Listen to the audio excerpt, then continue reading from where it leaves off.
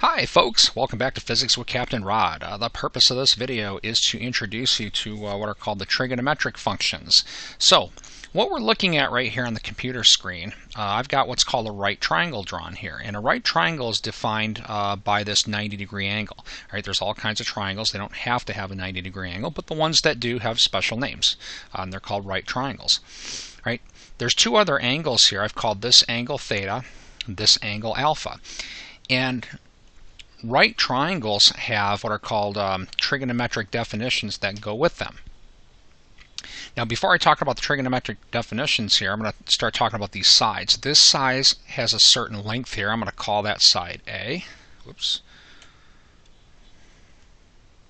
And then this side right here has a certain length. I'm going to call that B.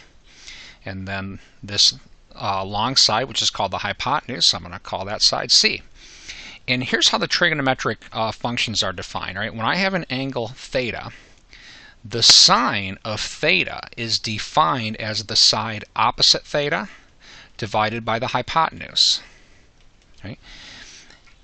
In this example, here's theta. Opposite theta would be the side B, and then the hypotenuse is C. So in this example, sine theta would equal the ratio B over C.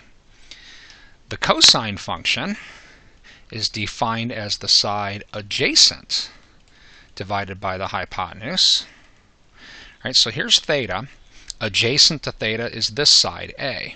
So in this example, cosine theta is equal to A over C. Then there's a third one called the tangent function. The tangent of the angle theta is defined as the side opposite over the side adjacent. Right? In this example, right, here's theta. Opposite theta would be B. Adjacent to theta is A. So the tangent of the angle theta would equal B over A. So these are the trigonometric functions. They're ratios. They're ratios to they're ratios of the lengths of the side. Sine is opposite over hypotenuse. Cosine is adjacent over hypotenuse.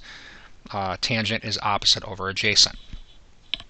This is how you need to know these things, not B over C, A over C, and B over A, because the actual letters of what goes there where is going to depend on how you label the triangle.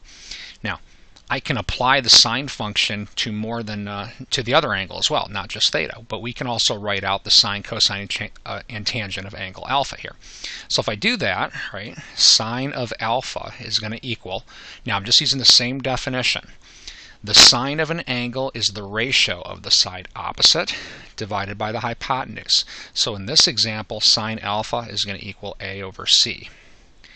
Right? Cosine alpha is equal to, all right, now, cosine is adjacent over hypotenuse. So I'm looking at alpha. Adjacent to alpha is B. Hypotenuse is C. So cosine is B over C.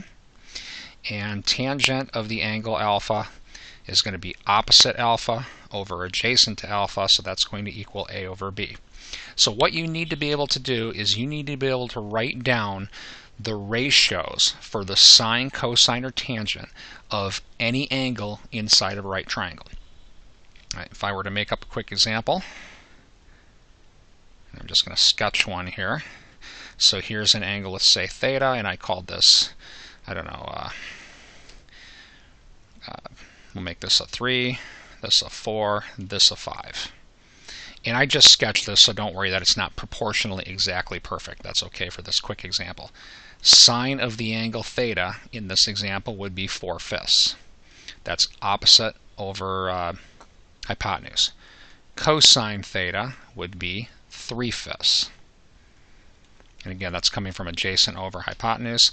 And tangent of the angle theta is equal to 4/3 in this example. So I'm going to pause this here, or I think I'm just going to end this video right here. Again, the purpose is just introduce you to the trig functions. This is the important stuff right here. This is how the trigonometric functions are defined.